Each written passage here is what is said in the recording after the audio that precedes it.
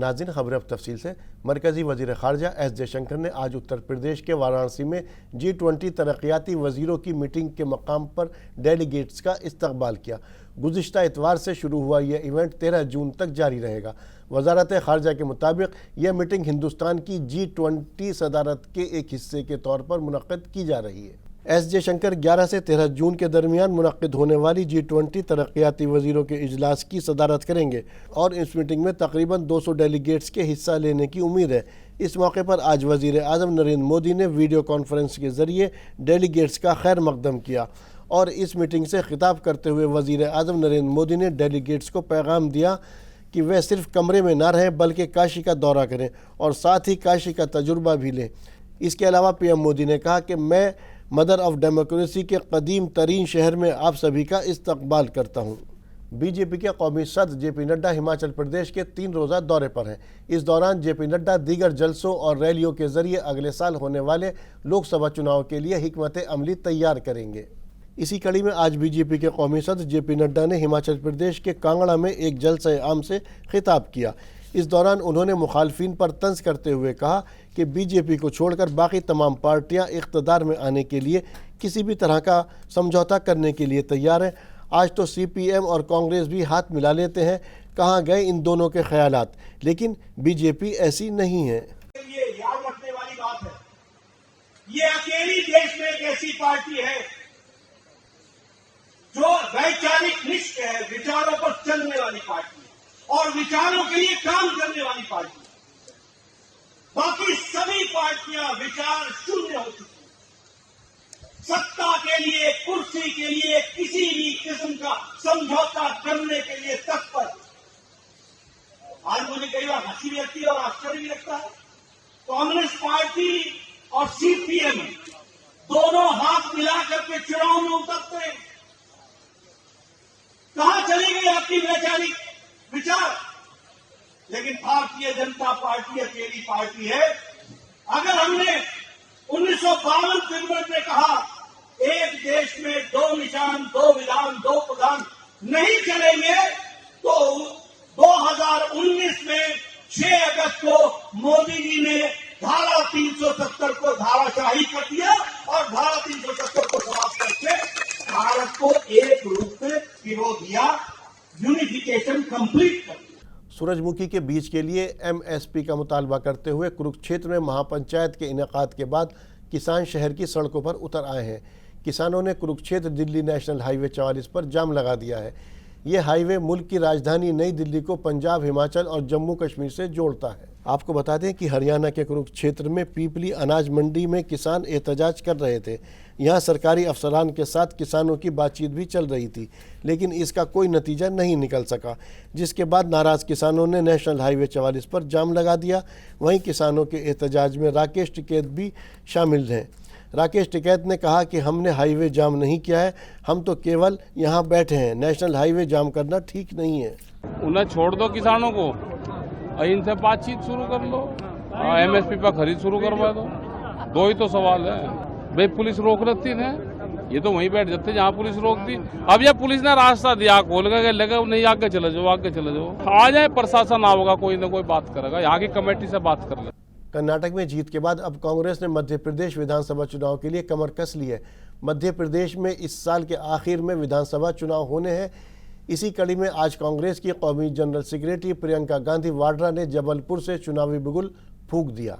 यहाँ प्रियंका गांधी ने अपने चुनावी खिताब में आवाम से 6 वादे भी किए। प्रियंका ने मुफ्त बिजली से लेकर पुरानी पेंशन मंसूबे की बहाली तक की बात कही है। इसके अलावा प्रियंका गांधी ने यहाँ जलसे आम से खिताब करते हुए बीजेपी पर जमकर निशाना साधा। प्रियंका गांधी ने कहा कि यह हुकूमत चली है तो बदउनवानी करने के लिए, घोटालों के लिए चली है। बीजेपी के नेता इख्तिदार हासिल करने के लिए कुछ भी कर सकते हैं। आप ये मुझे बता दीजिए कि महंगाई बढ़ी है कि घटी है? बढ़ी है ना? किसान इस देश की रीढ़ की हड्डी है। ये देश किसानों ने बनाया है। ये जितने भी जवान यहाँ खड़े होते हैं, जो हमारी सरहद पे खड़े होकर हमारी रक्षा करते हैं, किसान के बेटे हैं। किसान के लिए सरकार ने कुछ नहीं किया। फसल का दाम नहीं मिलता, गेहूं, धान, सोयाबीन,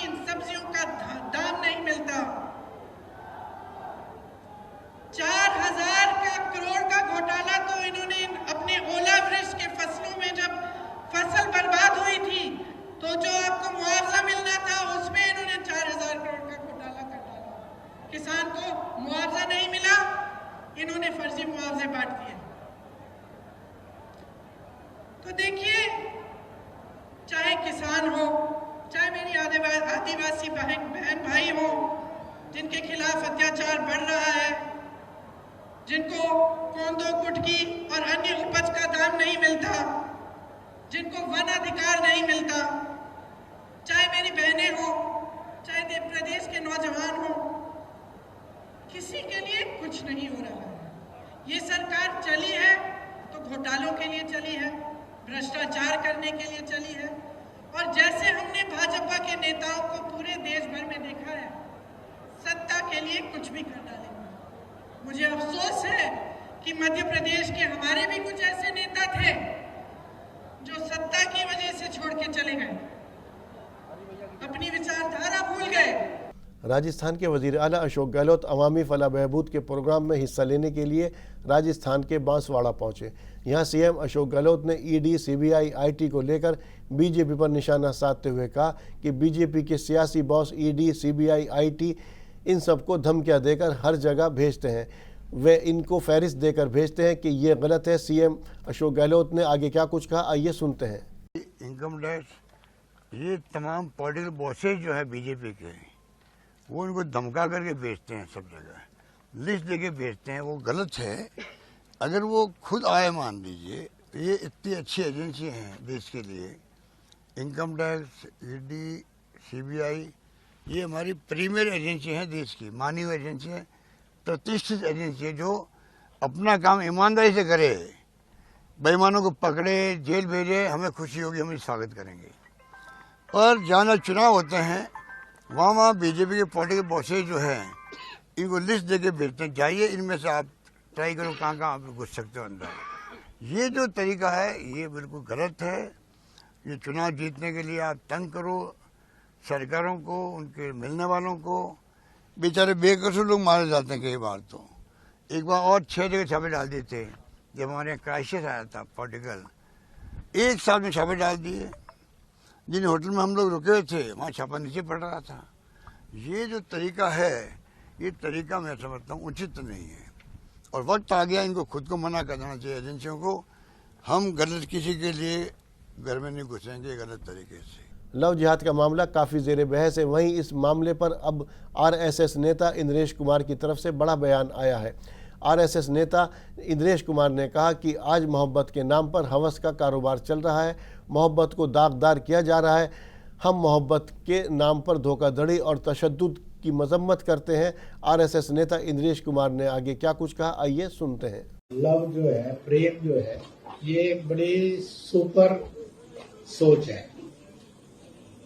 इसमें 4 प्रश्न खड़े होते हैं, उस पर से मैं एक एक लाइन में हूँ। पहला, ऐसा क्या है कि लड़का और लड़की रात को 2 बजे तक कहते हैं एक दूसरे के बिना जी नहीं सकेंगे, और ऐसा क्या बीच में घटना घटती है when there is no interference of any third, कि पता लगता है कि लड़की का कत्ल कर दिया गया।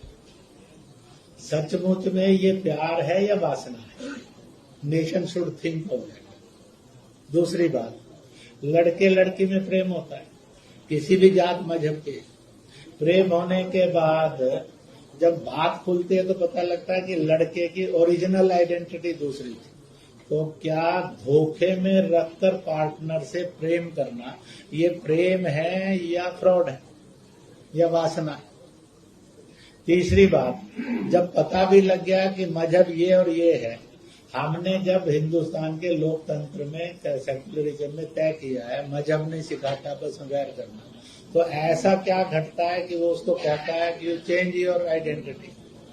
तो क्या चेंज ऑफ आइडेंटिटी, यह सारा कुछ छुपाना क्या सचमुच में प्रेम है, प्यार है, या यह एक बहुत बड़ी मक्कारी है? तो सबने कहा आज लव के नाम पर, प्रेम के नाम पर वासना का व्यापार चल रहा है। प्रेम को और प्यार को धूमिल किया जा रहा है। हिंदुस्तान प्रेम की और प्यार की धरती थी, है और रहेगी, परंतु प्रेम के नाम पर हत्याएं, प्यार के नाम पर धर्मांतरण, कोई फ्रॉड रचा जाए, इस सारे को लव जिहाद लोगों ने कह दिया है।